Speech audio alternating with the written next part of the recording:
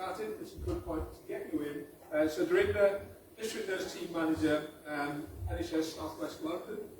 And I've got a bit of a file here, but I won't read that, so I'll let you get into it, because I'm sure you'll talk about some of the things, and some of the things that will come out in your presentation, and we can have some questions to answer. Sure. So my name is Doreender. I'm a nurse. I'm going to talk about the lived experience of anecdotal evidence, or the qualitative stuff. That's what we like. I'm here. I really wanted to be here because I'm not just a worker. I don't just work for the NHS. I'm just a service user, and I'm vain. And I would say I'm one of the people that was really disproportionately affected by COVID-19 pandemic. So if I tell you about my own story, I'm probably an immigrant. I immigrated to this country about 15 years ago.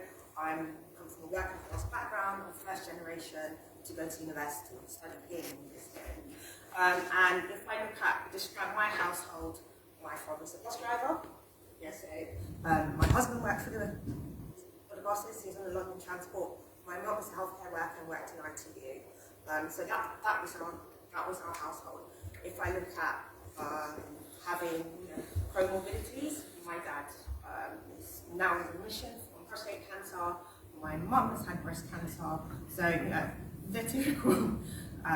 Yes, so that's my household. And then with myself, I have my own long-term health conditions, which place me, although I'll be considered young, but it placed me in that vain, vulnerable category. So in 2019, I was a fully qualified nurse, but I was studying. I went back to university to complete my district nursing team manager training, and we heard about this virus, this pandemic, what is it, and life continued. We then started seeing our patients become unwell. I saw my colleagues around me become unwell, and as a result, we were one of the students that volunteered to go back to work as we needed all hands on deck.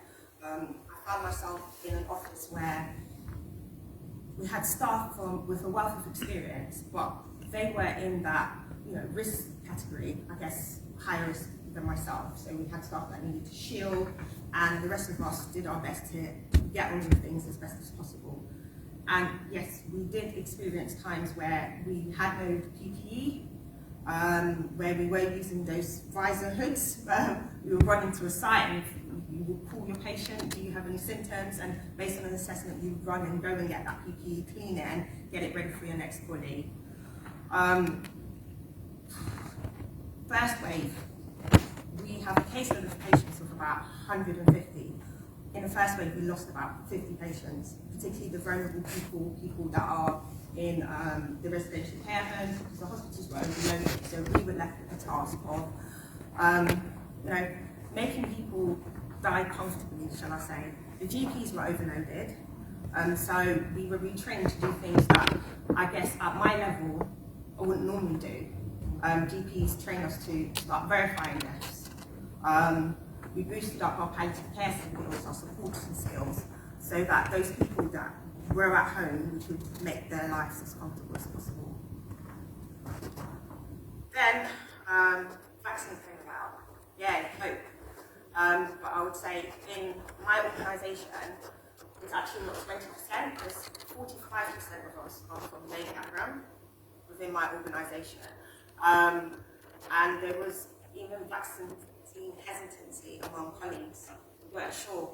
I remember when I was first offered it, because being in the vulnerable category, I had to think about it. I'm not sure, this is new, I had to go around, do my research, and then just, for the sake of, I guess, my own health and for my patients and for my kids, I went ahead and took the vaccine, and then encouraged some of my peers and people in my local church community to do the same.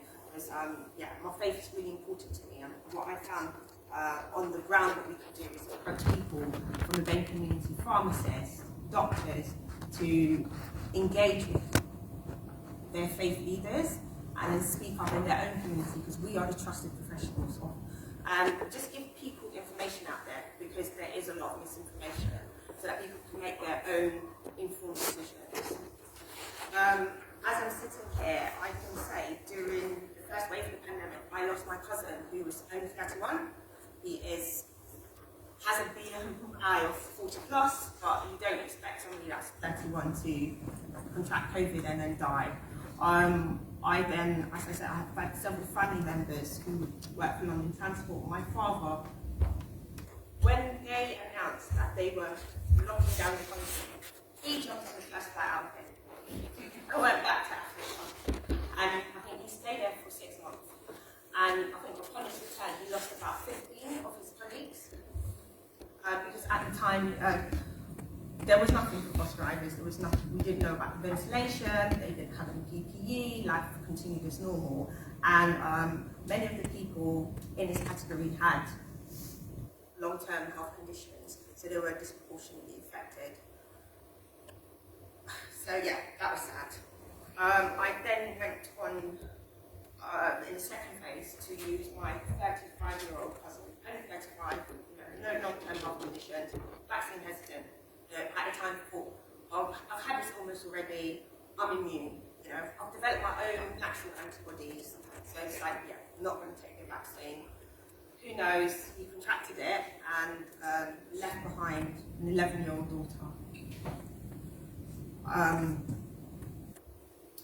am not here to scaremonger anyone taking the vaccine, but I'm just here to explain that as a health professional and as a human being, as a person of BAME, how much more at risk we are of developing complications and perhaps dying when we contract this virus. So that is why I'm here. And what I can say is, since the vaccine is rolling out, many of our patients have taken up the vaccine. Many have called regarding the booster vaccine. We've seen things stabilise. Many of my colleagues have been able to come back to work rather than working remotely. We were using at the time our base just to collect PPE, go out and see our patients. We did everything virtually, Teams, Zoom with our GP colleague friends, but at least we're coming back and the patients better to see them face to face. And we can see that our patients are not shut away. They've been able to have people visit them, because this pandemic also isolated. You have to understand that some of these patients were no longer coming in contact with family members. Doctors, if they were overloaded, were doing things like Zoom calls, and that district nursing visit might be that one visit that you have human contact for that whole day. Things are getting better. I'm here to keep things getting better, and that's why I really would urge everyone to listen to the information that's given here today and just make your own conscious decision. And on that note, I do understand what the gentleman said about how do you trust those that haven't acknowledged what they've done wrong. I would say the vaccine is a different advert. It's collaboration. I think the vaccine, it crossed across race, across boundaries, and to develop the vaccine, people from all across the world got involved, because it affected people from all walks of life. And for me, that's why I would take up the vaccine.